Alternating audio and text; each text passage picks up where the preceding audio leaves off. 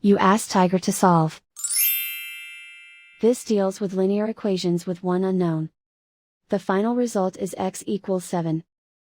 Let's solve it step by step.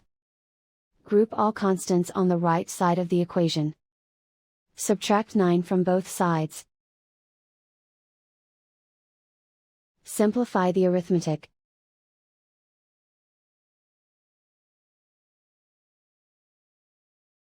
Isolate the x.